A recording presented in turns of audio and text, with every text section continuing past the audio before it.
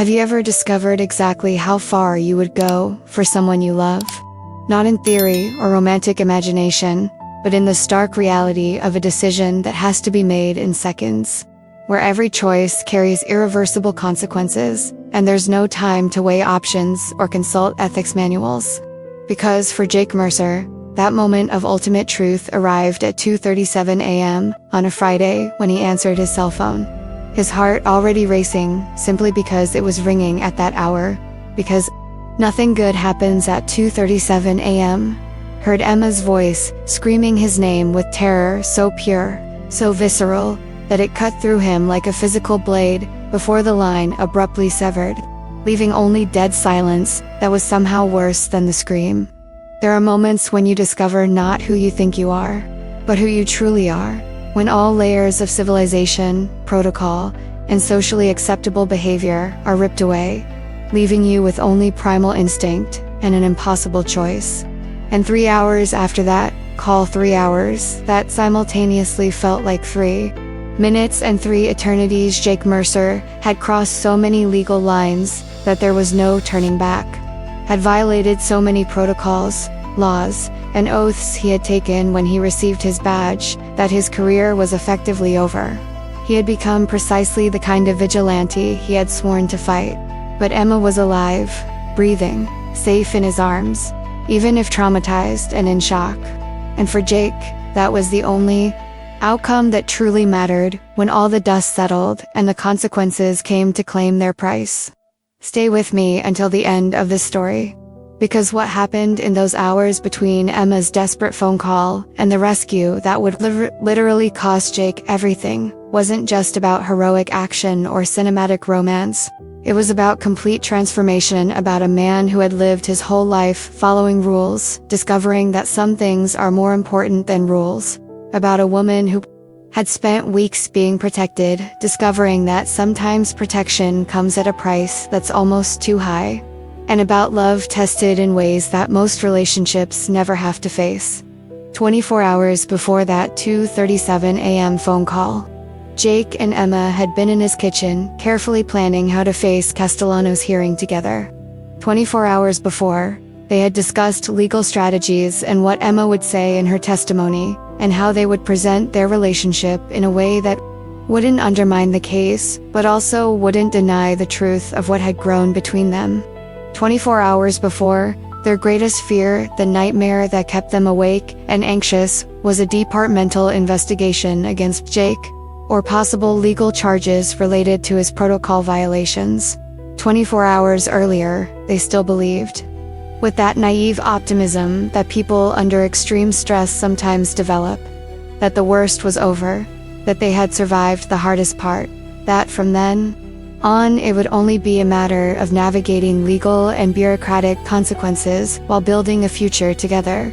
They had made plans, not grand or elaborate ones, but real plans about what would happen after the hearing, about where Emma would live when it was no longer necessary to hide, about how Jake would rebuild his career if he managed to keep his badge, or what he would do if he couldn't.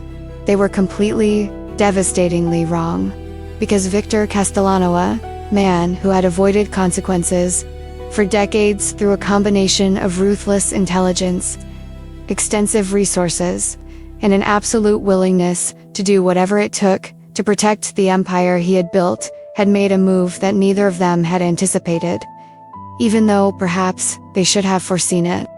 A move so bold, so desperate, so far beyond any usual criminal norm, that it would change everything irreversibly and make all those concerns about departmental investigations and legal hearings seem absurdly trivial in comparison.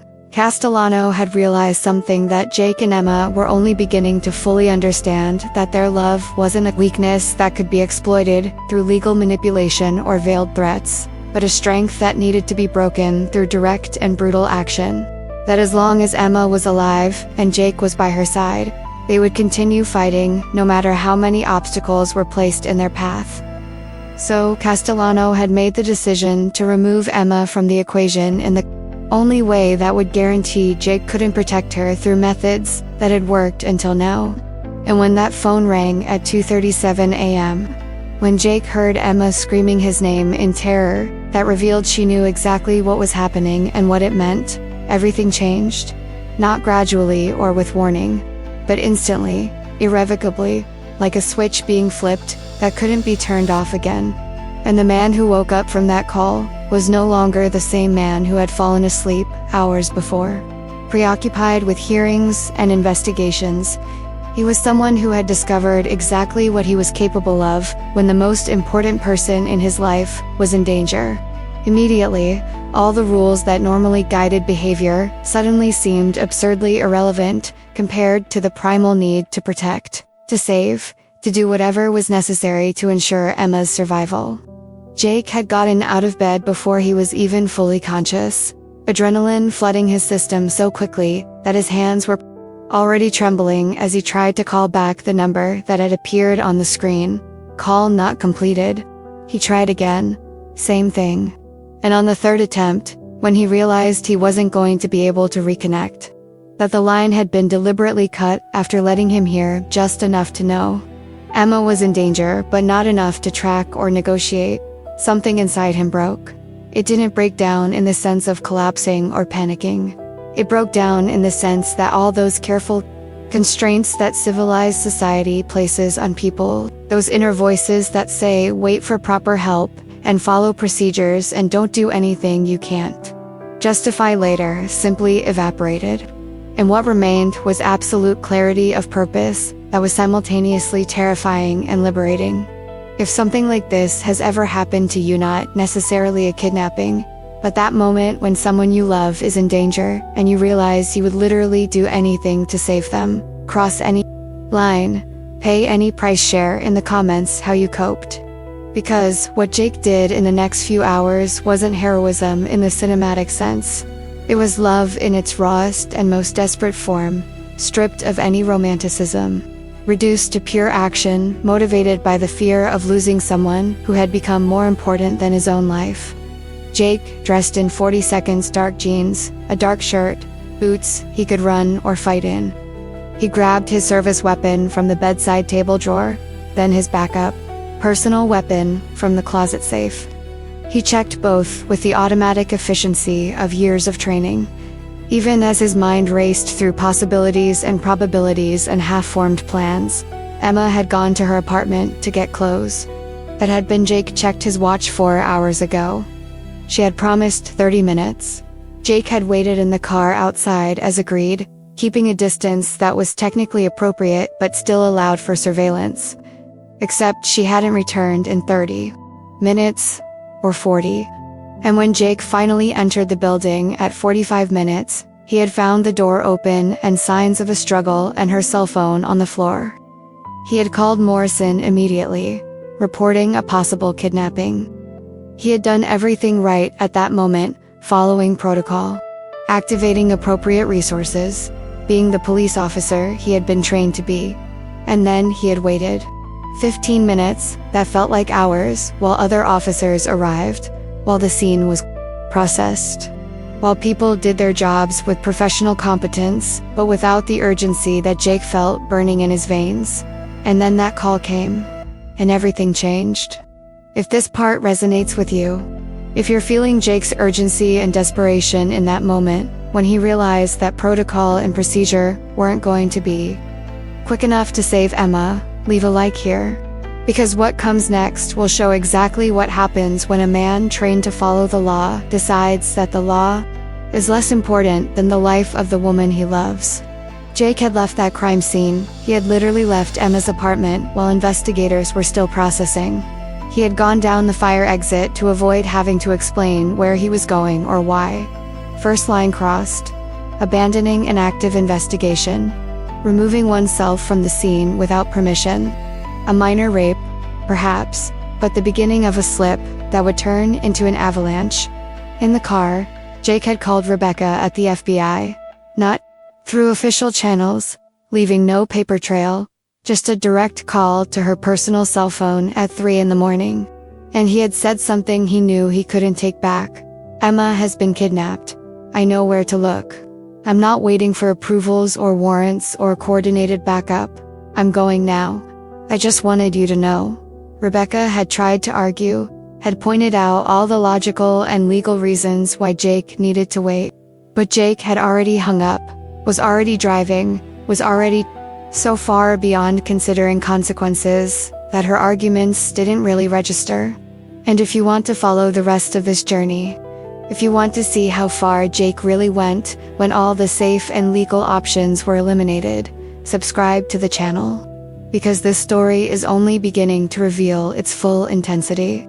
And you won't want to miss a single moment of what happens when protection transforms into something much more primal and desperate. Jake had a place to start, looking. Abandoned warehouse in the industrial suburbs where an informant had mentioned months ago that the Castellano organization sometimes operated. It wasn't certain. It was a guess based on fragments of intelligence and instinct from 14 years doing this job. But it was the only lead he had. And waiting for better intelligence meant giving kidnappers more time to hurt Emma or move her to a location Jake would never find. So Jake drove through empty streets in the early morning at a speed that technically violated multiple traffic laws, his mind not registering the red lights he ran or the speed limits he ignored because it all seemed absurdly trivial. His hands gripped the steering wheel tightly enough to hurt. His jaw clenched so hard, his teeth ached. And the only thing he could think about was Emma's scream, her name uttered with terror, revealing that she knew she was in real danger and that she was calling for him specifically to save her, and Jake was going to save her. No matter what it cost, no matter how many laws he broke, no matter if he ended up in prison, or dead, or completely professionally ruined, Emma was going to survive. That was the only outcome Jake was going to accept. Now I want to delve even deeper into this subject. Because to truly understand the impact of that kidnapping, to comprehend why Jake reacted with an intensity that would lead him to cross all the lines he had sworn never to cross, you need to go back a few hours, to the behind the scenes of those seemingly simple decisions that led Emma straight into the trap Castellano had set. And the hidden truth is that it wasn't an accident or bad luck. It was a tactical error born from something Jake and Emma had begun to feel after weeks of living in constant proximity under extreme pressure. That false sense of security that comes when danger doesn't materialize immediately, when you start to believe that perhaps the worst is over. Emma had insisted on going to her apartment to get appropriate clothes for the hearing that would take place in less than 12 hours. It was a reasonable request on the surface. She needed to present herself professionally in court. She needed to appear credible and composed when facing Castellano's lawyers. She needed to feel in control of at least this aspect of the situation that had taken so much control away from her. But Jake had protested immediately when she mentioned it. Instincts honed by years of police work and months protecting Emma, specifically shouting that it was an unnecessary risk. The apartment is vulnerable, Jake had argued that afternoon as they were making final preparations. Emma, you haven't been there for weeks. We don't know if it's being watched, if traps have been set, if someone is expecting exactly this kind of predictable move. He had offered alternatives. She could use something of his temporarily. They could buy something new at a quick store. They could ask Rebecca or another female officer to fetch clothes for her. Any option that didn't involve Emma returning to a location that everyone knew Castellano and his organization knew about, that they probably had under surveillance, that represented an obvious point of vulnerability. But Emma had been firm with that determination that Jake had learned meant she had made up her mind and wouldn't be easily dissuaded. If I'm going to face Castellano's lawyers in court, she'd said, if I'm going to sit there and testify about what I saw and defend him against their allegations, I want to be dressed in a way that makes me feel confident and in control. I don't want to be wearing borrowed clothes or something bought in a hurry. I want my navy blue suit, the one I wore when I defended my nursing thesis, the one that makes me feel competent and professional. And there was something else in her voice, something Jake had heard but not fully processed. At the moment I need to regain some sense of normalcy, of autonomy, of not being completely defined by being a victim or a protected witness. Emma had spent weeks having her every move dictated by safety considerations. Every decision filtered through, is it safe? And does Jake approve? And Jake could see that she needed to do this small thing to make her own choices, even if they came with risk. 30 minutes, Emma had promised, looking at Jake with that mixture of determination and pleading. I'll go in, grab what I need, and come out. You stay outside in the car, where you can keep an eye on me. I'll keep my cell phone on the whole time. I'll call when I get to the apartment. I'll call again when I'm leaving. 30 minutes. Jake, I can do this.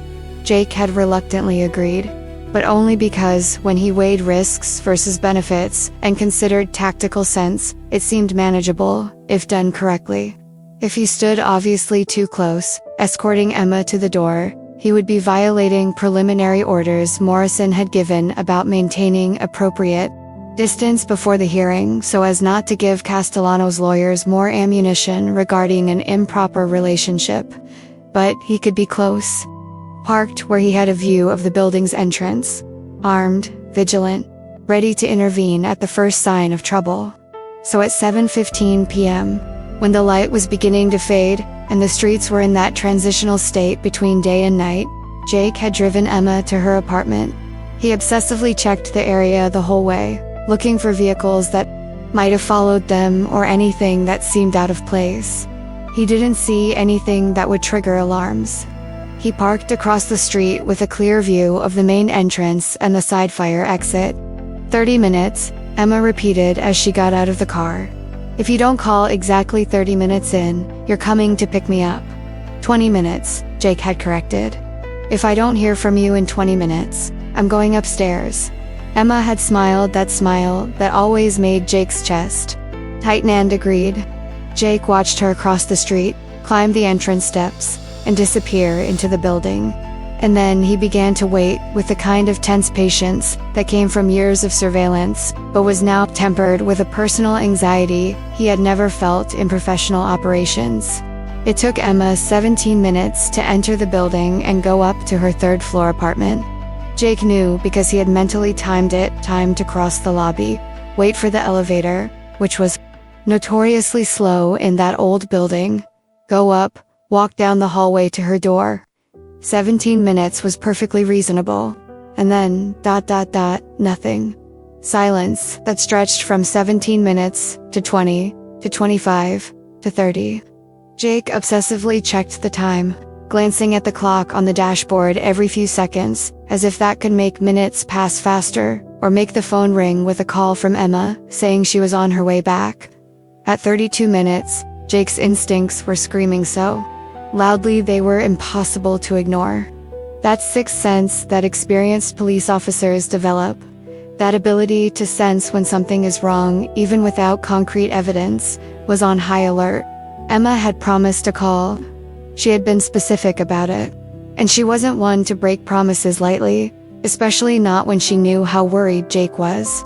Jake picked up his cell phone and called her.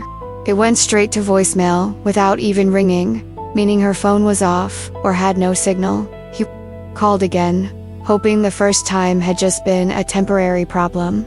Same thing. Immediate voicemail. 35 minutes in, Jake was getting out of the car, his hand already instinctively reaching for the gun in its holster under his jacket, every nerve in his body on high alert. He crossed the street with quick but controlled steps, his eyes constantly scanning the area for threats or observers. He entered the lobby of the building where he had been dozens of times before for weeks, protecting Emma, but now everything seemed different, full of places where threats could be hiding. The elevator was agonizingly slow. Jake considered the stairs, but the elevator was already going down and would be faster. 3 floors that seemed to take forever. And when he finally reached the 3rd floor and ran down the hallway to Emma's apartment, 37 minutes after she had entered the building, Jake found what his instincts had been screaming he would find. The door was open, not violently forced, open with signs of force or a broken lock, but unlocked ajar just a few centimeters, as if someone had left in a hurry and hadn't bothered to close it completely behind them, or as if they wanted it to be found open. Jake pushed the door open carefully, his weapon already drawn. Following his instincts and training, even though part of him, the emotional part that was panicking about Emma, wanted to simply run inside, screaming her name. But the professional part of him knew that was exactly the same as getting killed, or putting Emma in more danger if kidnappers were still there.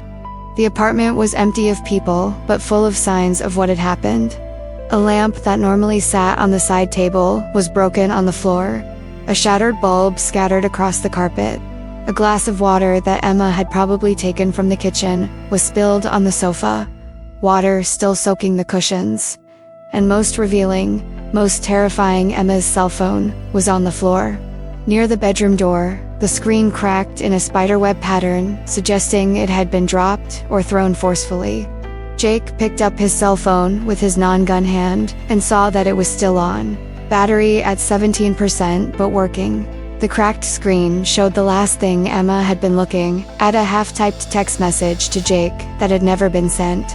Jake, someone's here, cut in half. Never completed. Never sent. The final piece of evidence that Emma had tried to warn him, had perceived danger and tried to communicate, but had been prevented before she could complete that simple action. Comment below. She tried to warn him at the last second. Now I want to delve even deeper into this subject, because that phone call, those few seconds where Jake heard Emma screaming his name before the line cut off, wasn't just about threats or negotiation. It was a behind-the-scenes revelation of exactly how meticulously Castellano had planned it, how perfectly he had identified a specific vulnerability he could exploit, and how desperate the situation truly was. And the impact of those words, the transformation they caused in Jake, from a police officer following procedures to a man willing to cross any line, would reveal a hidden truth about what love truly means when tested beyond limits most people never have to face. Jake was in Emma's apartment, standing amidst the physical evidence of violence and struggle.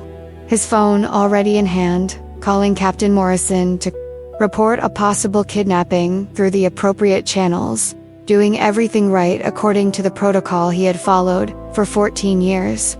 He was in the middle of explaining the situation. Apartment shows signs of struggle. Witness missing. Last communication interrupted, when his own cell phone began to vibrate in his pocket. An unknown number flashing on the screen. Blocked through some service that hid the caller's identity. Jake had lived long enough, had worked enough cases to know that answering an unknown call during an active investigation could be a tactical error. It could be a kidnapper trying to track him. It could be a trap to obtain information. It could compromise the investigation in a dozen ways. But he also knew with a visceral certainty that went beyond logic who it could be. So Jake told Morrison, "Wait a second," and answered the second call. His heart already racing because his instincts were screaming that this would change everything. And then she heard it. Emma screaming his name. Jake. Not a generic scream of terror, but his name specifically.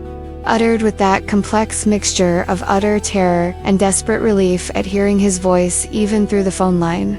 As if just knowing he was there, that he was listening, that he knew she was in danger, offered some comfort even amidst the terrifying situation.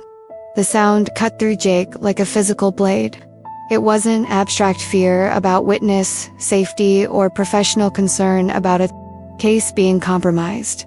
It was primal, visceral terror of hearing the person you love in immediate danger and not being able to reach them, not being able to protect them, not being able to do anything except listen while something horrible happened. And after that scream came the sound of a struggle, muffled sounds of Emma resisting. A male voice saying something Jake couldn't decipher, and then clearly someone snatching the phone from her. Emma screaming no, but being silenced, perhaps a hand, over her mouth, perhaps something worse. And then a male voice coming through the line. A voice Jake didn't recognize but which sounded calculatedly calm, in a way that was somehow more threatening than if she had screamed. "Sheriff Mercer. Finally, we have something that belongs to you." The choice of words was deliberate. Jake perceived through the haze of adrenaline and fear. Not "we have a witness" or "we have Emma Carson," but "something that belongs to you." Explicit acknowledgement that they had done research, knew about personal relationships, and were using that as psychological leverage. Jake forced his voice to remain controlled, even though every muscle in his body was tense, to the point of physical pain. Even though his hands trembled slightly as he held the phone. "If you hurt her," he began, but he couldn't even finish the threat before being interrupted. "You're going to what?" The voice cut him off with a cruelly amused tone, as if relishing the conversation, as if power over Jake were intoxicating. "Arrest us through what legal channels? Prosecute us with what authority?" "Jake, can I call you Jake? Since we're being so personally or under formal investigation, you're facing possible dismissal and criminal charges. You have no official authority. You have no legal power. You have no badge worth anything." A calculated pause to let it sink in. "You have nothing but feelings you shouldn't have for a witness you're supposed to be protecting professionally. Feelings that have compromised your judgment, that have led you to violate laws you swore to uphold, that have transformed you from a respectable police officer into a pathetic vigilante operating out of personal vengeance." Jake could hear Morrison yelling through the other phone he still held, demanding to know what was happening, but he couldn't process it. All his focus was on the voice coming through the phone, on the devastating truth that was being presented. But perhaps, the voice continued in a tone that suggested false generosity. "We can make a deal. Emma Carson intact, alive, returned to a location of our choosing, in exchange for you finally ceasing to be the problem you've been for far too long. It's simple, really. You back down. Completely cease cooperating with the FBI. Publicly admit that the evidence you collected was tainted by personal motives and cannot be trusted. Perhaps even testify in defense of my client about how the investigation was compromised by your inappropriate actions." Jake felt nausea rising, because he realized exactly what they were asking. Not just that he dropped the case, but that he actively helped Castellano escape, destroying the credibility of the entire investigation. That he betray everything he had built, all the purpose of the last few months, potentially letting a dangerous criminal go free. "Do this," the voice said, "and she lives. Don't, and well, accidents happen. Witnesses disappear. Bodies eventually turn up in places that send very clear messages about the cost of cooperating with authorities. You're asking me to destroy the entire case," Jake said, forcing himself to think tactically through the panic. "If I do that, Castellano goes free regardless of what happens to Emma." "Exactly," the voice replied with feigned enthusiasm. "I see you understand the situation perfectly. It's a simple choice, really: your career, principles, and sense of justice versus the life of the woman you clearly care about more than professionalism should allow. What's worth more to you, Sharf? Being a hero who puts criminals behind bars, or being a man who saves the woman he loves?" And then the line went dead. Not gradually or with warning, but abruptly, leaving Jake holding the dead phone and staring at it as if he could force it to reconnect through sheer willpower. Morrison was now yelling through the other phone. "Jake, Jake, what the hell is going on? Who is on the other line?" But Jake barely registered it. His brain was racing through implications, through impossible choices, through tactical calculations about how to find Emma when he had no idea where she was being held. Jake hung up on Morrison. Another breach of protocol. Another crossed line and stood in the middle of Emma's apartment, processing the reality of the situation. The kidnappers had offered a choice that wasn't really a choice. Destroy the case against Castellano, and potentially get Emma back. Or keep fighting and risk them carrying out their threat to kill her. But there was a third option they hadn't considered because they didn't truly understand who Jake Mercer was when protocols and procedures were disregarded. An option where Jake wouldn't accept their terms, wouldn't play by their rules, but imposed his own terms by any means necessary. Jake was going to find Emma, not through negotiation or compromise, but through direct action.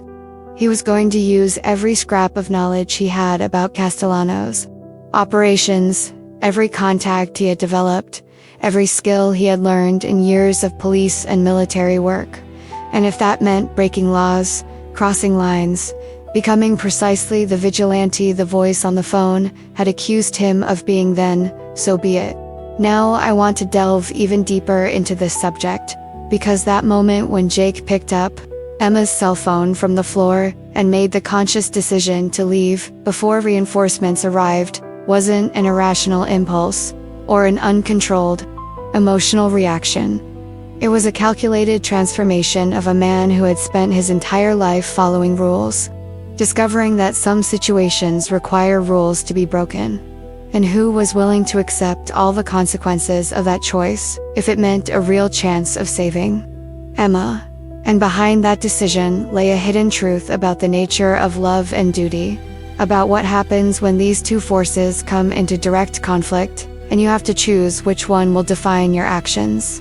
Jake had 30 seconds, perhaps less, if Morrison had already been on his way when the call had cut off before other officers arrived at the apartment responding to his original call, reporting a possible kidnapping. 30 seconds to make a decision he knew would change the entire trajectory of his life in ways that couldn't be undone.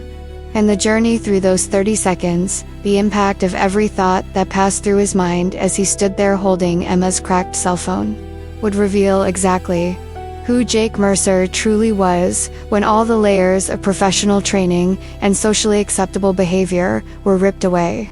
The protocol was crystal clear on what should happen in a hostage situation.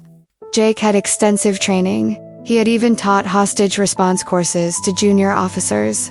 He knew every step by heart, waiting for adequate reinforcements, coordinating with the FBI, which had resources and specific experience in hostage negotiations, following established procedures that had been developed through decades of experience, and that maximized the chances of a safe outcome. The protocol stated absolutely, unequivocally, do not act alone, especially not when emotionally compromised. Do not compromise the investigation through rash actions that could alert kidnappers or destroy evidence. Do not do exactly what kidnappers expected and wanted you to. Do not panic. Do not act impulsively. Do not prioritize immediate emotional outcome over a long-term strategy that had better statistical probabilities of success. Jake knew all of this. He had that knowledge so deeply ingrained in him through years of training and experience that it should have been an automatic reflex. It should have been impossible to ignore. And in any other case, with any other victim, Jake would have followed protocol perfectly. He would have waited for reinforcements. He would have coordinated with other agencies. He would have done everything right according to the manual.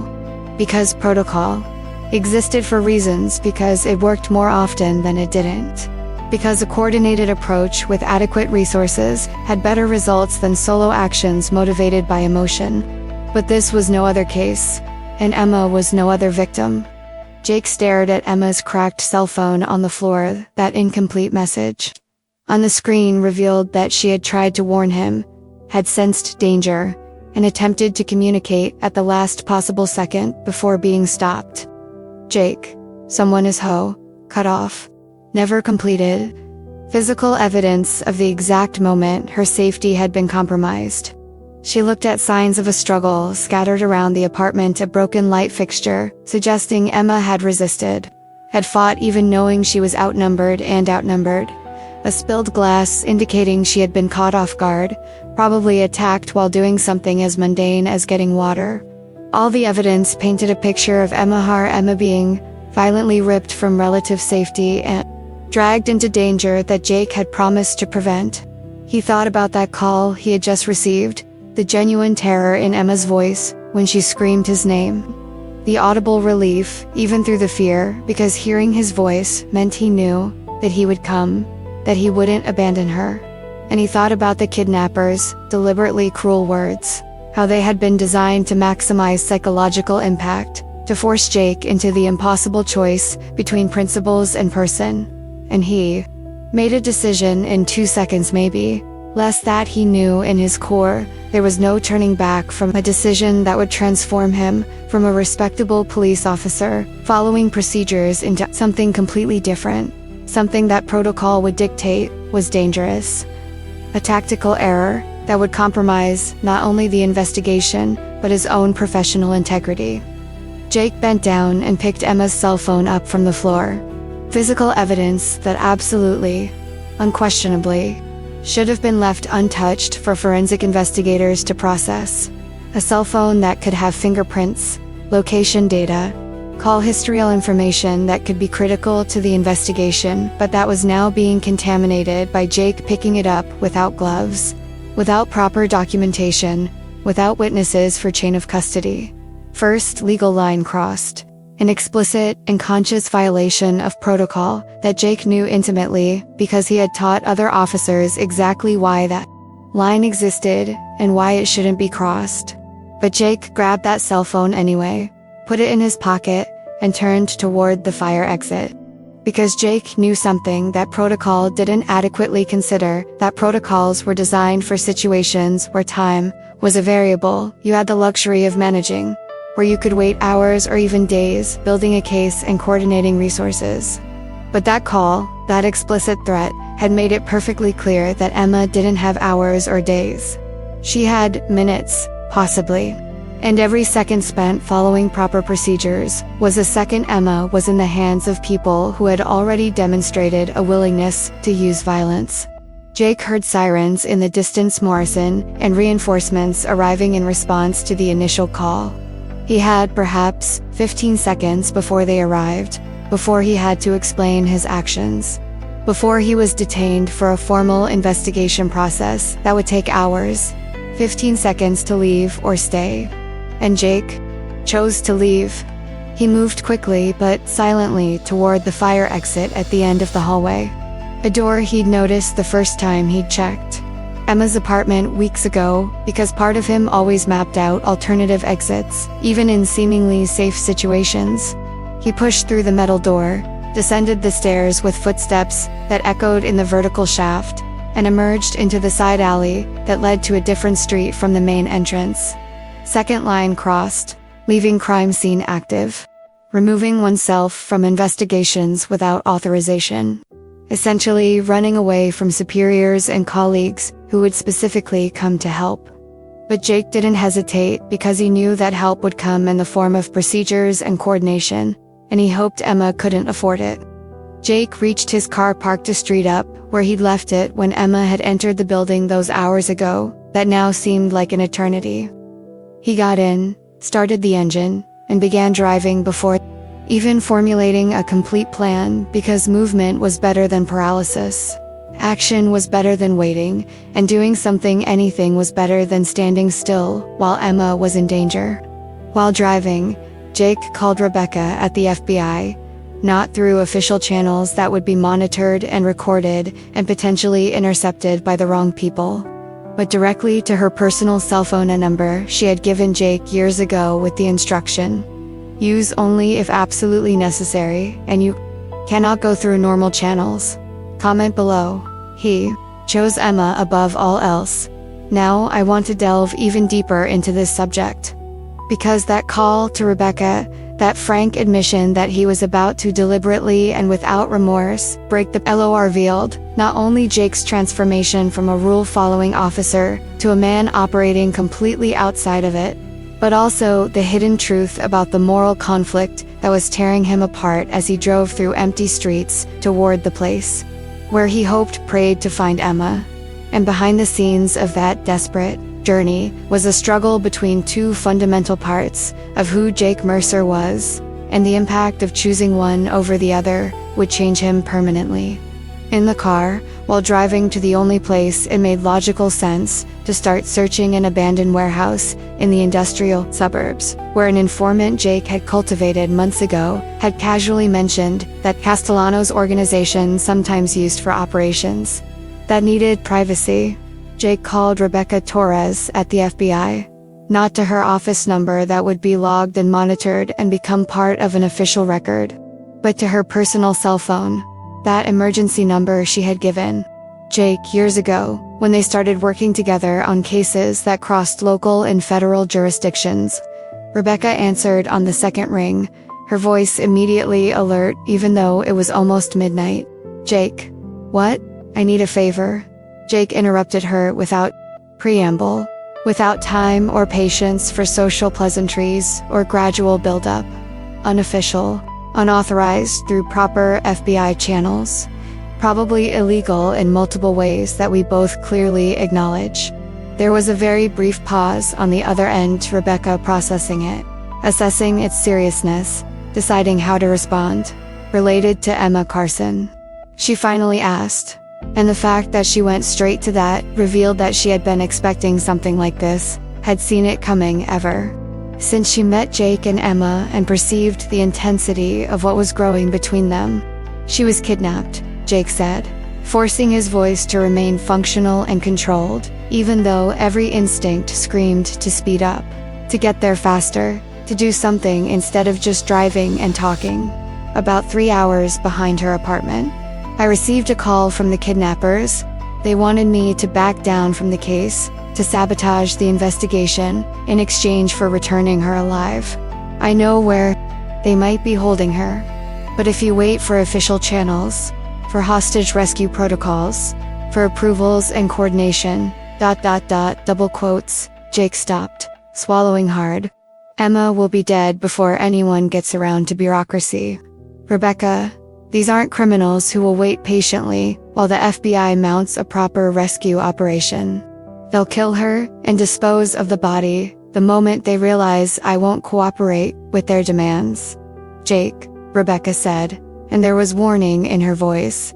You know I can't officially endorse or participate in. I'm not asking for permission.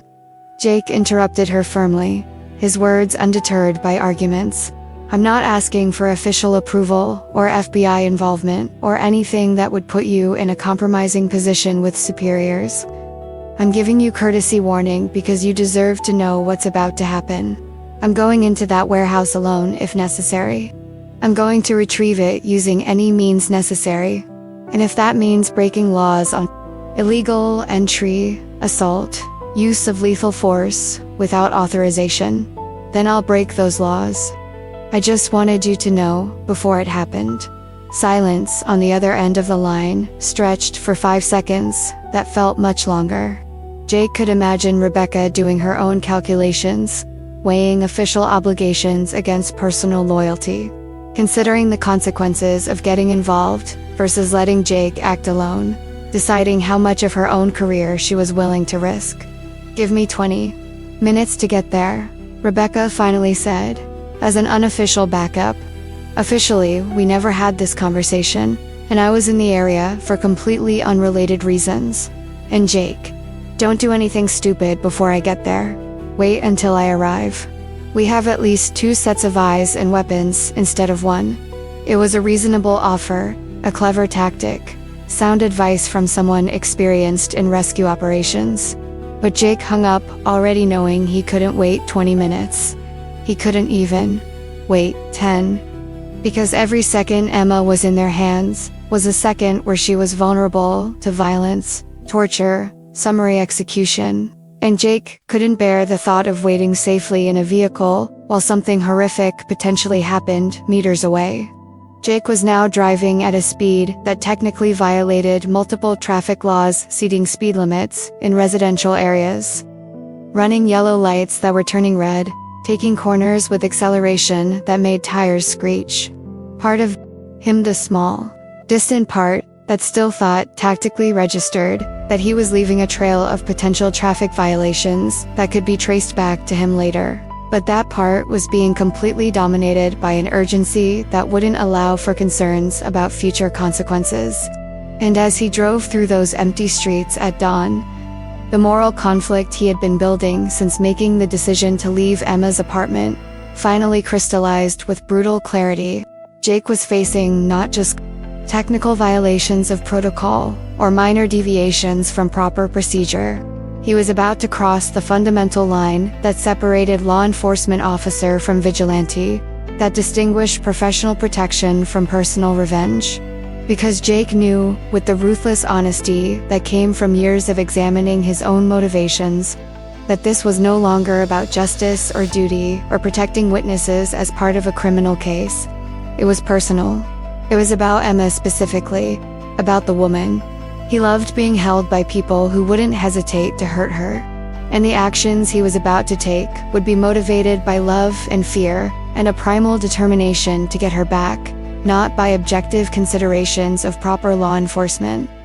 Jake was about to become precisely the type of police officer he had always despised, one who prioritized personal agenda over professional responsibility, who used his badge and training for purposes beyond his official mandate, who operated as if rules applied to everyone except him when he had sufficient emotional justification. And the devastating truth was that Jake didn't care. Not at that moment, not with Emma in danger. All those principles he had upheld, all those lines he had sworn never to cross, all the professional integrity he had meticulously built up over 14 years, it all seemed abstract and insignificant compared to the concrete reality of Emma possibly being tortured or killed while he hesitated for moral considerations. Jake arrived at the warehouse 23 minutes after leaving Emma's apartment, an abandoned industrial complex on the edge of the suburbs where legitimate companies had failed years ago, leaving behind structures that now served only as places for activities requiring privacy from public eyes. Jake had been there before during a different investigation. He knew the basic layout, knew there were dozens of places where hostages could be held. He parked 3 blocks away, far enough that the car's engine wouldn't be heard, close enough that he could reach it quickly if necessary. He turned off the headlights and sat there for 30 seconds, which he used to do one last mental check of his equipment and mindset. Primary weapon checked, loaded, locked, ready. Backup weapon on ankle as a second option. Tactical knife on belt. Phone on silent mode. And mentally ... Jake forced himself to completely switch from Jake Mercer the cop to Jake Mercer the soldier, reverting to the military training he had received years ago when he served in Afghanistan. Because soldiers operated under different rules than police officers. Soldiers in hostile territory didn't wait for approvals or warrants. Soldiers facing an enemy holding hostages didn't negotiate delicately or follow de-escalation protocols. Soldiers did what was necessary to complete the mission and bring people back alive. Jake got out of the car and started moving toward the warehouse. Now I want to delve even deeper into this subject, because that moment when Jake approached the warehouse and began reading signs that revealed recent human presence wasn't just about investigative technique or military training. It was about the complete transformation of a man who had lived by rules, discovering that he was willing to abandon absolutely everything: badge, career, freedom, even the moral identity he had built for the chance to save a person. And behind that infiltration was a hidden truth about what love truly means when tested beyond abstract limits, when you have to make irreversible decisions with consequences you can never undo. The warehouse was dark as Jake approached, immersed in that particular darkness of abandoned structures where there are no nearby streetlights or illuminated windows of neighboring buildings. Seemingly empty at first glance, exactly the kind of place an average person would pass by and assume nothing interesting was happening. But Jake had extensive military training from years in Afghanistan. He had developed an almost supernatural ability to read subtle signs that others wouldn't notice, to detect human presence through details that most would ignore. Recent tire tracks in the gravel near the side entrance, not just one, but multiple, creating a pattern that suggested vehicles had arrived and departed within the last few hours. Jake crouched down and touched one of the tracks with his fingers, feeling a texture that hadn't yet been completely washed away by the night dew, fresh, very fresh, possibly within the last hour. The side door, which should have been locked and rusted from years of disuse, showed signs of having been forced open recently. Scratches on the metal around the lock, where someone had used a tool to break it in. Lubricating oil that had been applied to the hinges to prevent telltale creaks. Someone had prepared this entrance for quiet and convenient use. And even more revealing, faint light leaking from a dirty second-story window. Not the bright light of electric lamps, but that characteristic yellowish glow of battery-powered flashlights, or perhaps candles. Light that someone trying to maintain a low profile would use, instead of turning on the entire electrical system, which might attract attention. Jake stopped in the shadow of a rusty shipping container 20 meters from the side entrance and made a final assessment of the situation. All signs pointed to an active human presence in the warehouse. But signs didn't guarantee Emma was there. It could be completely unrelated. It could be other criminals using the location for their own purposes. It could be an elaborate trap where kidnappers had left clues, knowing Jake would follow them. But Jake's instincts, that sixth sense, developed through years of dangerous works, screamed that he was in the right place. And even if there was only a 10% chance Emma was there, Jake had to check. Because the alternative was to go back, wait for Rebecca, coordinate through the appropriate channels, and lose precious time that Emma potentially didn't have. Jake entered without authorization, without a search warrant, without probable cause that would justify legal entry. Second legal line crossed door, perhaps third or fourth, if you counted each violation separately. Trespassing on private property. Illegal search without a warrant. Operating completely outside his official jurisdiction, since this location was technically under the responsibility of a different county sheriff's department. Acting as a vigilante instead of a law enforcement officer, following established procedures. Becoming precisely the type of corrupt cop Jake had always fought against. The one who decided that the ends justified the means, and that rules didn't apply when you had strong enough emotional motivation. And Jake didn't care one bit. Not at that moment, not with the possibility of Emma being meters away, needing him. All moral, legal, and professional considerations simply evaporated in the face of the primal need to find her, to save her, to ensure her survival, no matter the price he had to pay.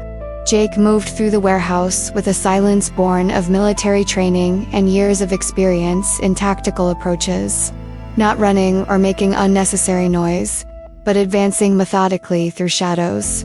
Testing each step before putting full weight on it, breathing cautiously to minimize sound. Weapon drawn but kept low, ready but not pointing.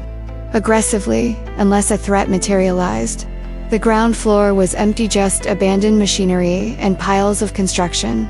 Materials left behind when the company that owned the place went bankrupt years ago.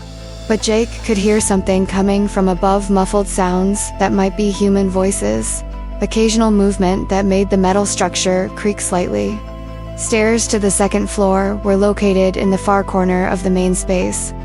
Jake approached with extreme caution because stairs were a vulnerable point. If someone were watching, stairs would be exactly where they would focus their attention. But he saw no guards, detected no surveillance. Either they were being careless, and likely, given the sophistication they had shown in other aspects of the operation, or they simply didn't expect to be found so quickly. It took 12 minutes of silent searching through the second floor, 12 minutes that felt like hours, as Jake checked room after room, always hoping to find Emma, but also half prepared for the possibility that he had followed the wrong lead before he heard something that made his heart stop completely. Emma's voice, not screaming in terror, as he'd heard over the phone hours earlier, but speaking in a tone that was defiant, even though clearly frightened. Answering questions Jake couldn't hear from where he was, but which were obviously being asked by captors. And there was something about that voice, that stubborn determination, even in terrifying circumstances, made something inside Jake simultaneously swell with pride at her courage, and absolute rage at the people who were putting her in that position. Jake followed the sound carefully, a move that contradicted the urgency he felt, forcing himself to move tactically instead of simply running towards her voice. Because going in without assessing the situation first was like getting killed, and not helping Emma. He needed to know how many there were, how they were armed, exactly where Emma was positioned, before he could plan an effective rescue. A room on the second floor in the far corner of the warehouse. The door was partially open, a tactical oversight on their part, or perhaps they simply hadn't expected any interruption. Jake approached silently, positioning himself where he could see through the gap without being seen. and what he saw caused the anger that had been burning in his veins to explode into a white fury that demanded conscious control to stop him from simply bursting in and shooting. Emma was tied to the metal chair in the center of the room. Her hands were bound behind her back with zip ties that Jake could see even from a distance, tightened enough to leave red marks on her wrists. Her ankles were tied to the chair legs. Her hair was disheveled, and there was what appeared to be the beginning of a bruise forming on her left cheeks. Someone had hit her. That thought, sending a wave of anger through Jake that required physical strength to control. 3 men surrounded her, arranged in a semicircle, to whom Jake didn't immediately recognize, probably muscle men, hired for heavy lifting and intimidation. But the third Jake instantly recognized from the surveillance photos he had obsessively studied during months of research. Marcus Reyes, Castellano's right-hand man. The man who carried out operations that Castellano didn't want directly associated with. This meant that this was not a low-level, improvised operation. It was authorized from the top, planned and executed by people Castellano trusted. It also meant that the threats made over that phone call were real. These people would absolutely kill Emma if ordered to, or if the situation went wrong. Comment below. Jake found her. But now comes the most dangerous part. Now I want to delve even deeper into this subject, because that moment when Jake stood in that shadow, looking through the crack in the door at Emma tied up, and 3 armed men surrounding her, wasn't just about tactical assessment or probability calculation. It was about the ultimate and complete transformation of a man who had built his entire identity around making the right choices.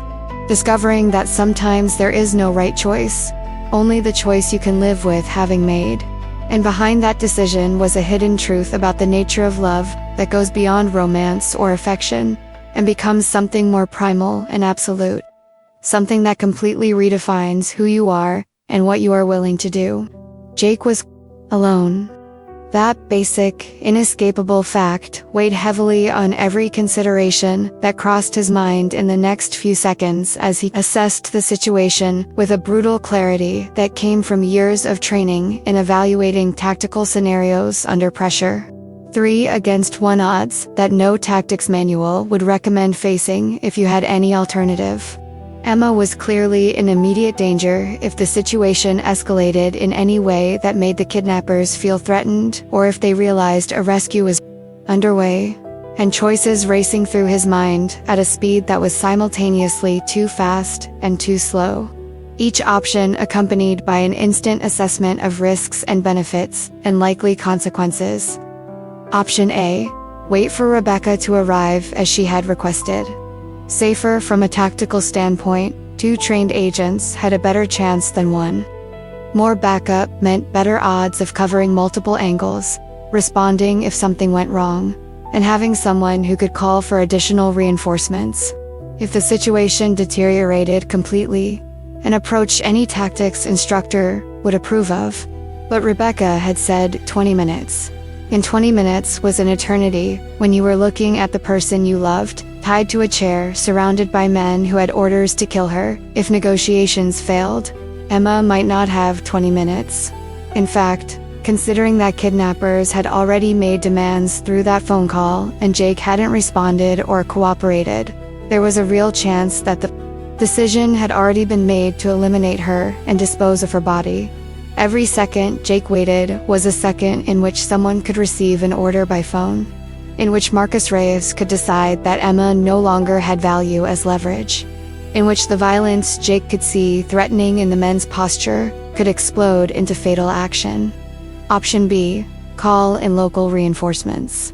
This county sheriff's department, maybe even SWAT if they could convince the dispatcher that the situation warranted such a high-level response.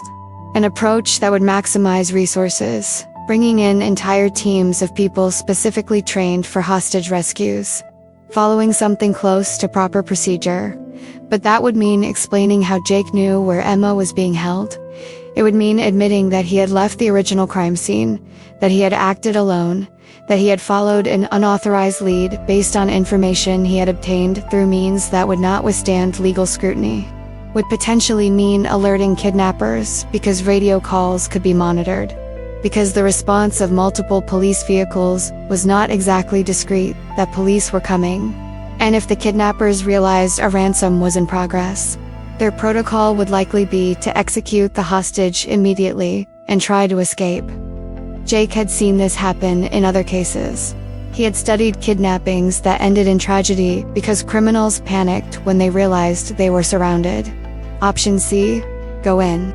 Now, alone. Against 3 men Jake could see were armed, at least 2 had weapons visible in holsters, and Marcus Reyes had a reputation for never being unarmed, crossing the final, definitive line of using potentially lethal force without authorization, without supervision, without a warrant or legal cause, with nothing but desperate love and primal determination to save Emma motivating him. It was an option that violated absolutely everything Jake had been taught about appropriate hostage response. It was a recipe for a disaster, according to any objective tactical analysis.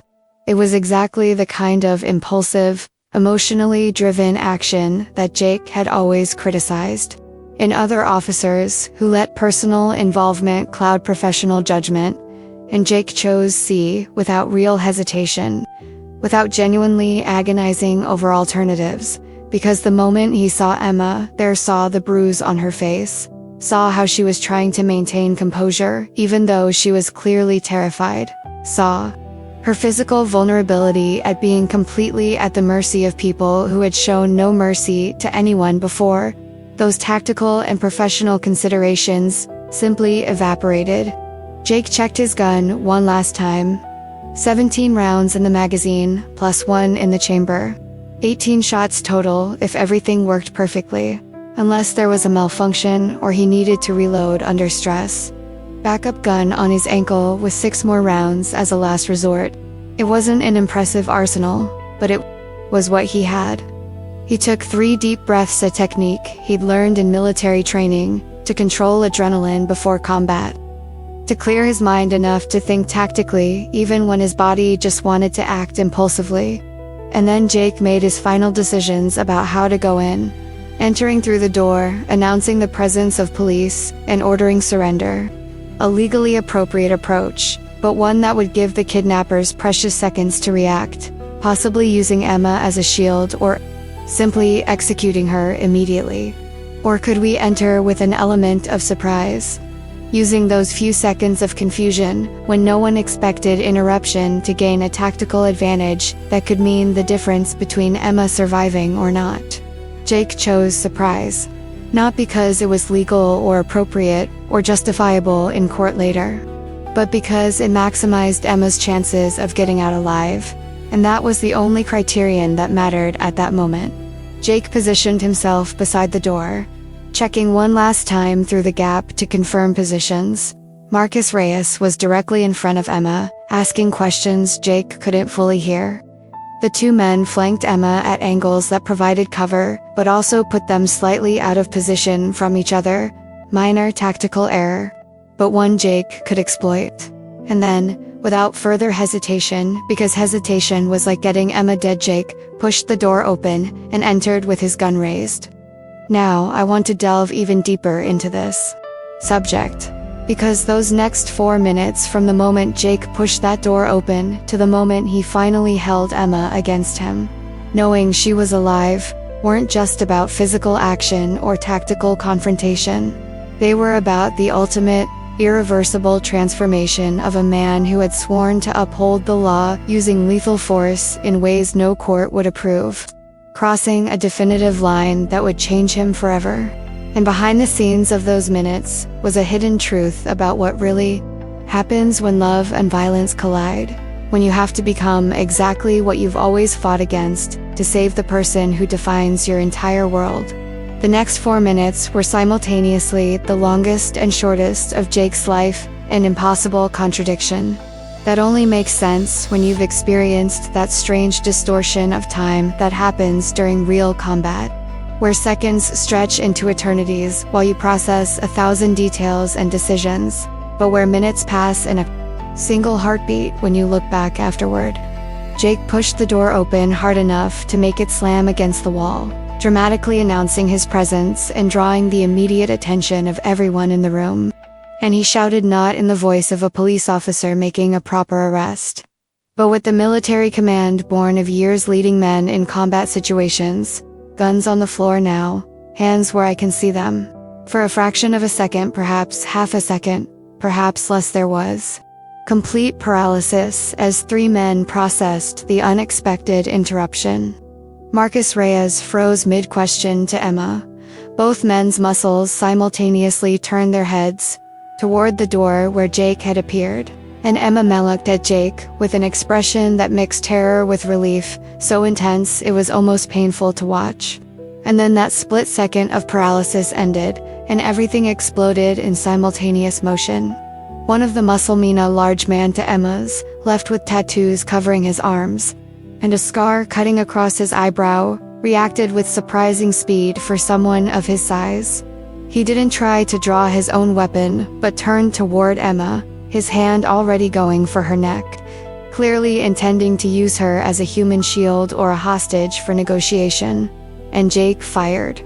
Not a warning shot to intimidate, not a shot to wound and incapacitate, but a shot intended to permanently stop the threat before it could reach Emma, center of mass, exactly as he had been trained. Too quick. Rounds that sounded like deafening thunder in the enclosed space. The man fell heavily, his body hitting the concrete floor with a sound Jake knew he would hear in nightmares for years, but which he didn't have time to process now, because the other two were reacting too. Marcus Reyes was a professional. He didn't panic or freeze, but immediately sought cover behind a stack of boxes while drawing his own weapon. The second muscle was also drawing his weapon, positioning himself at an angle that would give Jake a field of fire. Jake had no choice but to continue. There was no more negotiation possible, no more de-escalation, nothing but violence reduced to its purest and most brutal form. More shots, Jake, aiming at the second muscle before he could bring the gun into firing position. Feeling the familiar recoil of the weapon and the acrid smell of burnt gunpowder filling the air. The second man also fell, though he wasn't dead. Jake could hear him groaning, trying to crawl toward the fallen weapon.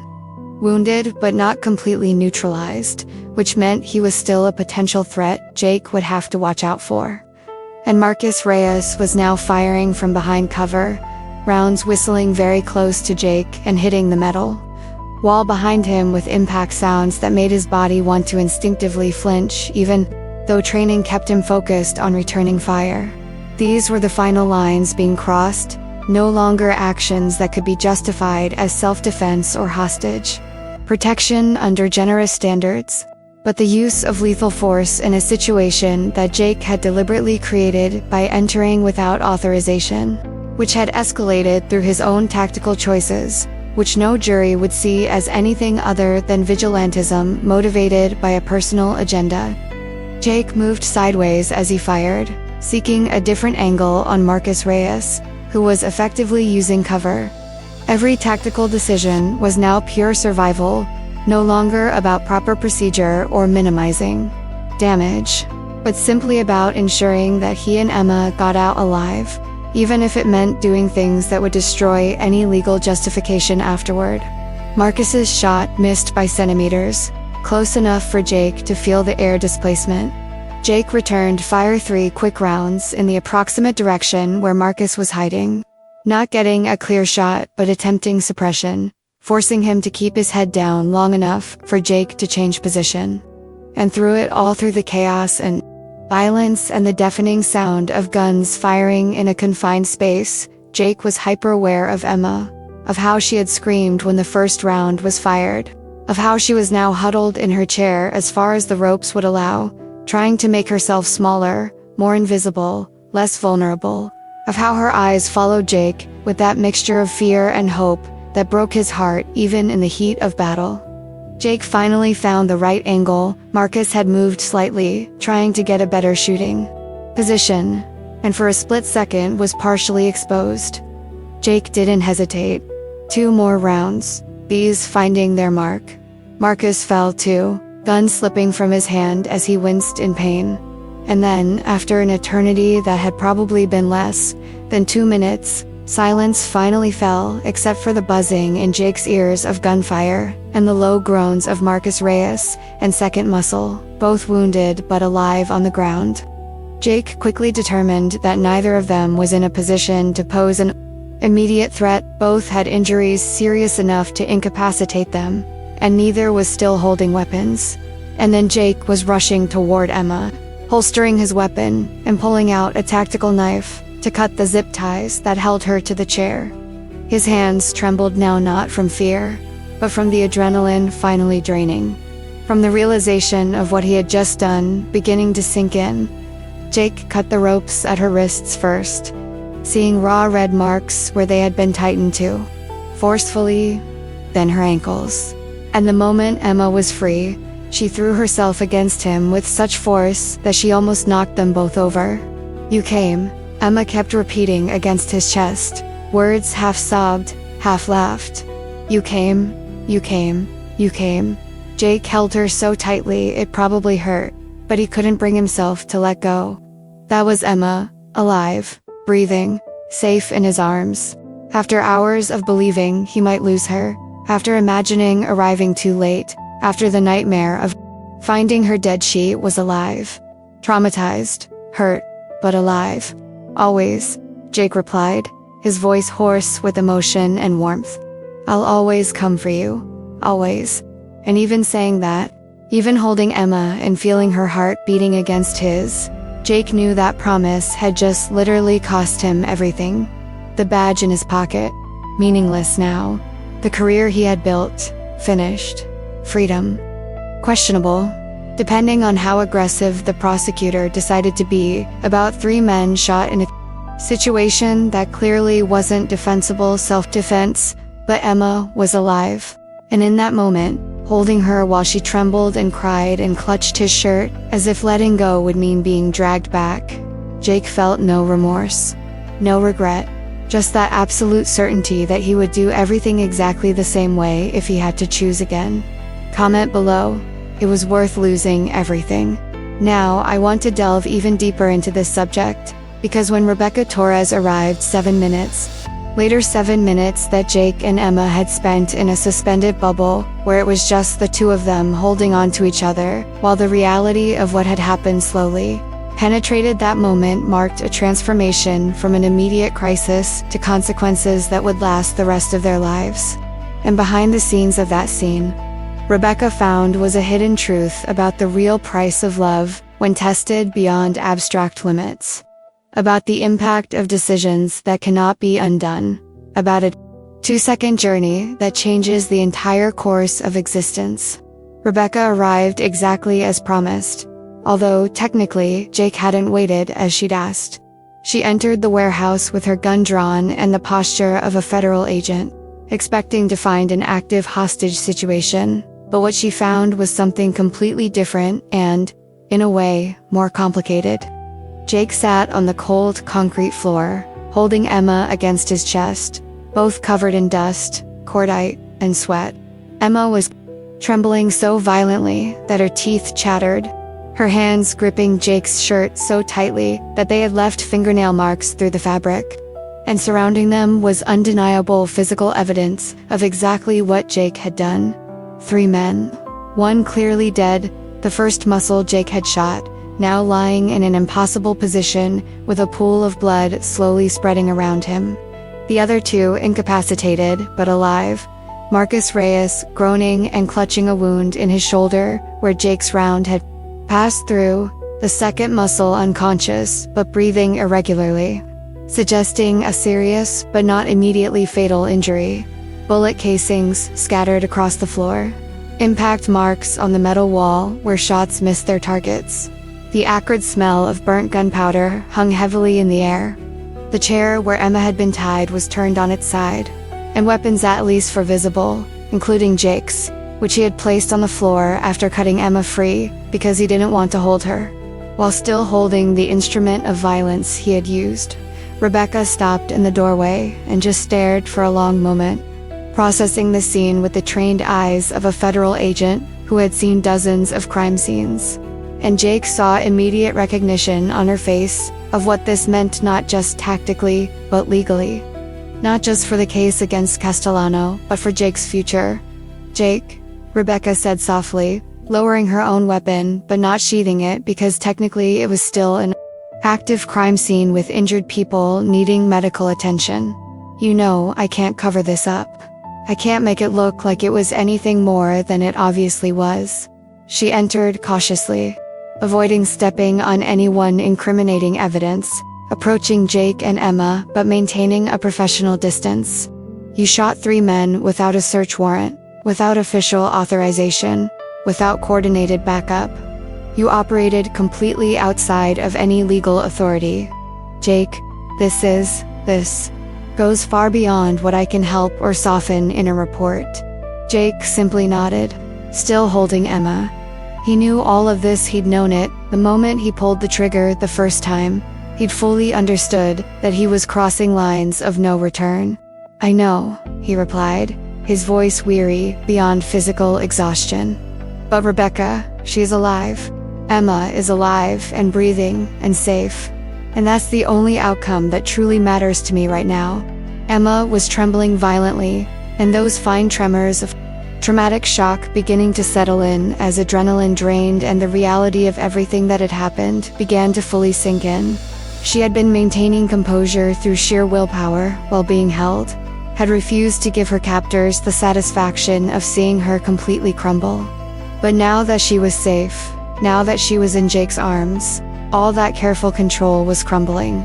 But when she heard Rebecca talking about the court and defense lawyers, Emma forced herself to look up, to focus through the fog of shock. "They were going to kill me," she said, and there was a desperate urgency in her voice, as if she needed to make Rebecca understand. It wasn't an empty threat or a scare tactic. Marcus Reyes said it explicitly. He said that, as soon as they confirmed that Jake wasn't going to cooperate with their demands, they were going to execute me and leave my body wherever Jake eventually found it, as a message to others who might consider testifying. Emma continued, her words flowing faster now. They were just waiting for final confirmation. 10 more minutes, maybe 15, and they would have been carrying the body. Jake didn't come too early or act impulsively. He arrived exactly when he had to, or I would be dead. He saved me. "I believe you," Rebecca said, and there was genuineness in her voice. "Emma, I absolutely believe you were in mortal danger, and that Jake arriving when he did saved your life. That's not in question to me." Rebecca paused, looking between Emma and Jake. "But Emma, the court might not see it that way. Defense lawyers will argue excessive use of force. They'll say Jake had a personal agenda because of his relationship with you, that he acted as a vigilante, motivated by emotion, instead of a police officer following proper protocol. They'll argue he could have waited for backup, that he could have tried negotiation, that the decision to go in shooting was influenced by personal bias rather than objective tactical judgment." Jake sensed Emma's growing, increasingly tense reaction against him. "But that's absurd," she protested. "There wasn't time for—" "I know," Rebecca interrupted gently, "and I will testify about the timeline, about the real threats you faced, about the fact that standard procedures would have resulted in your death. But Emma, you need to understand, Jake is potentially facing serious criminal charges. Homicide, aggravated assault, operating as a vigilante. Prosecutors could argue that he acted outside of any legal authority, and that the resulting death and injuries are crimes, regardless of underlying motive. The truth of it, all the brutal reality that Jake had saved Emma's life, but at the cost of potentially destroying his own, began to sink in completely." Emma turned to look at Jake, and he saw horror growing in her eyes as she processed the implications. "You could go to prison," Emma whispered. "Jake, you could literally go to prison for saving me." "Possibly," Jake admitted, seeing no point in softening the truth now. "It depends on how aggressive the prosecutor wants to be, how the jury views the actions, and a dozen other factors I don't control." He pulled Emma slightly closer. "But Emma, I made these decisions consciously and deliberately.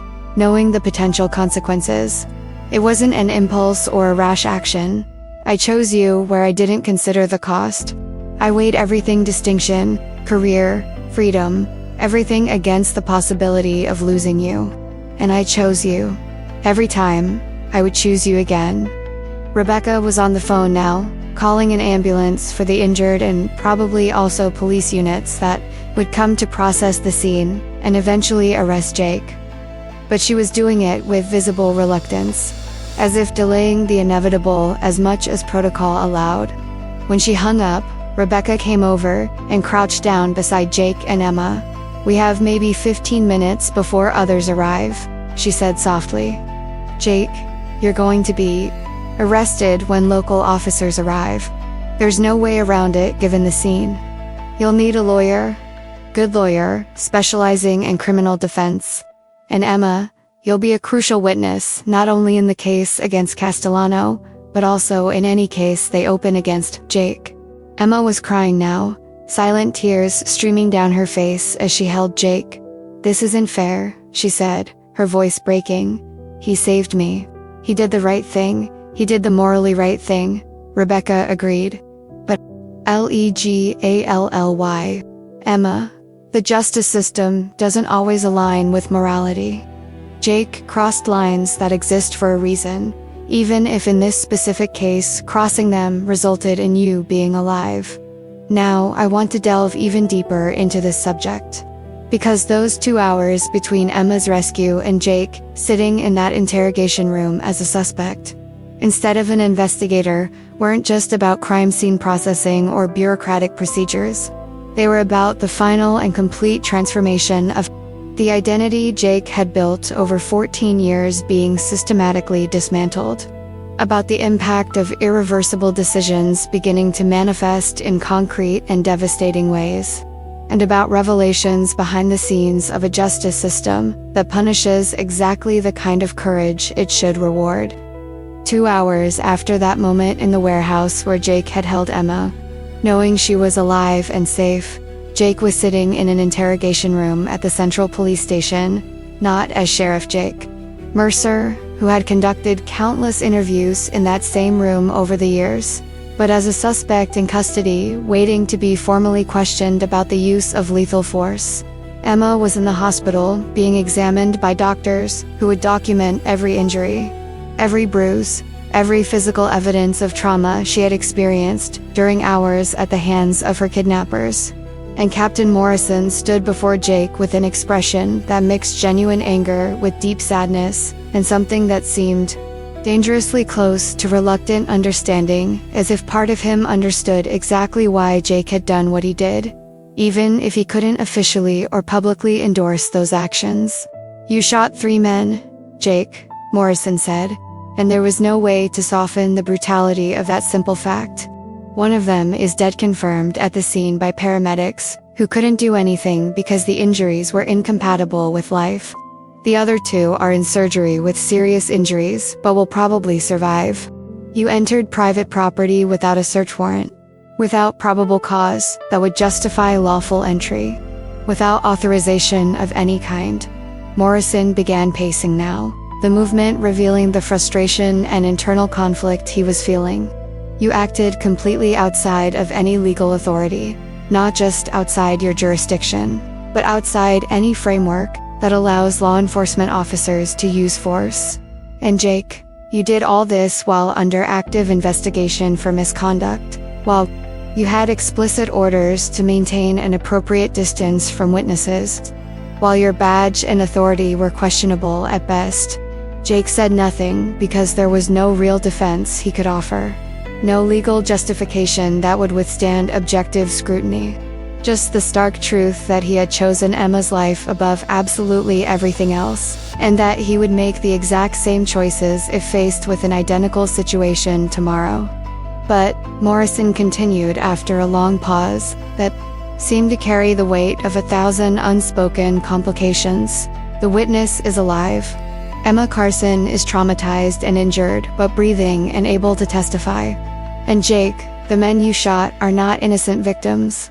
Marcus Reyes and his associates are being linked through forensic and digital evidence to multiple serious crimes including kidnapping, human trafficking, and at least 2 unsolved homicides that investigators are now re-examining with renewed impetus. Morrison stopped walking and looked directly at Jake with an intensity that demanded his full attention. So we have a situation that is complicated in ways that go beyond my experience in 14 years as a captain. We have an officer who unquestionably violated dozens of laws and protocols. But we also have an officer who saved the life of an innocent witness from criminals who documentedly planned to execute her. There was a heavy silence as Morrison clearly struggled with what to say next, with how to balance legal obligations against the moral reality of the situation. Finally, he sighed that kind of deep, weary sigh that comes when you realize there are no good answers, only bad and worse choices. "I need your badge and gun," Morrison said, extending his hand with visible reluctance. "Now." "Immediately. You are suspended indefinitely pending formal investigation by both the department and possibly the prosecutor." "Jake, there is a very real chance, not just a theoretical possibility, but a genuine probability that you will face criminal charges for this." Jake reached into his pocket and removed the badge he had carried for 14 years. That piece of metal that had literally been part of his identity since he had sworn in and received his commission as the county's youngest officer. He placed it on the table between himself and Morrison, with a care that seemed reverential, but was actually just the weary resignation of someone who had known this moment would come. Then he removed his service weapon since his primary had been confiscated as evidence at the scene. This was his secondary backup weapon that he always carried on, placed it next to his badge. And Jake felt the weight of 14 years of career, of an entire identity built around being Sheriff Jake Mercer, being physically taken away and placed on that cold metal table. "Prosecutor Sandra Chen is considering multiple charges," Morrison continued, his voice becoming more professional now that the ceremonial part of removing his badge had been completed. "Voluntary manslaughter for the death of the first man you shot, aggravated assault with a deadly weapon for the injuries of the other 2, trespassing, operating as a vigilante outside of legal authority, and possibly even civil rights violations if defense attorneys argue persuasively," Jake Morrison said after a moment, and there was something in his voice that made Jake finally look up and meet his eyes. "I need to ask, not as a captain, but as someone who worked alongside you for years, was it worth it? All these consequences that are coming, losing your badge, possibly facing prison, having your name publicly destroyed, was it worth it?" Jake thought of Emma Lev, safe even if traumatized, breathing, and with a future that had almost been ripped away from her. He thought of the alternative if he had waited, if he had followed proper protocol, if he had let procedure dictate action instead of love and despair. "Yes," Jake said without hesitation, certain that it came from the absolute core of who he was. It was worth every consequence that came. "Emma is alive. That's the only outcome that truly matters." Comment below. He doesn't regret absolutely anything. And there was Jake Mercer, sitting in that cold, unmarked interrogation room that had defined his identity for 14 years, without the career he had meticulously built, facing the very real possibility of imprisonment for crimes he technically committed, but which he morally felt completely justified in committing. And when Morrison asked if it was worth it, Jake didn't need to hesitate or carefully consider the answer, because the truth was so simple and clear that it admitted no ambiguity. Emma was alive. That singular fact, that precious reality Jake had secured through decisions that destroyed everything else, was enough. It was everything. It was the only outcome that truly mattered when you stripped away all legal, professional, and social considerations, and were left with only the basic human truth that the person you love is breathing instead of dead. Morrison had nodded slowly after that response, and Jake saw something like reluctant respect pass over his face. "You're going to need a lawyer," Morrison had said. "The best criminal lawyer you can afford. Because Chen is going to squeeze hard." "Jake?" She sees this as a corrupt cop operating as a vigilante, and she'll make an example of you if she can. Jake knew. He could already imagine the headlines in the newspapers, the endless analyses on television. Public opinion divided between those who would see a hero who saved an innocent life and those who would see a dangerous criminal who had used his badge as an excuse for violence. "Will Emma testify for you?" Morrison had asked. "I don't know," Jake had admitted, "and I'm not going to ask her. She's already been through enough trauma without having to relive it all in court defending my actions." Morrison had looked at Jake with something of admiration mixed with exasperation. "You're either a complete idiot or braver than anyone I know. Possibly both." And now Jake was alone in that room, awaiting the next step's formal processing. Bail, if he was lucky. The beginning of a long journey through a criminal justice system he knew so well from the other side. But even facing all of this, even knowing that life as he knew it was effectively over, Jake felt no regret. Only the absolute certainty that he had done exactly what he should have done, because sometimes love means crossing lines that can never be uncrossed. It means choosing person over principles, heart over duty, the life you love over the law you swore to uphold. And Jake Mercer had made that choice without hesitation, fully aware of the price he would pay. And sitting in that cold room, without the badge he had proudly worn, without the weapon that had been an extension of himself, without the career that had defined his identity, Jake knew he would do everything exactly the same way if he could go back and choose again. Because some people are worth risking everything for, worth losing everything for, worth transforming into something they never imagined they could be. And Emma Carson was the right person for Jake Mercer. Look, if this kind of story resonates with you, if you feel this intensity of love that goes beyond romance and becomes something that completely redefines who you are and what you're willing to sacrifice, subscribing to this channel is the way to continue walking this path with me. Because Jake and Emma still have a lot ahead of them, the trial that will decide if the love that saved them will also destroy them. The struggle to rebuild their lives after everything was taken away. And the discovery of whether their relationship, built on trauma and protection, can survive when danger finally passes. Comment below.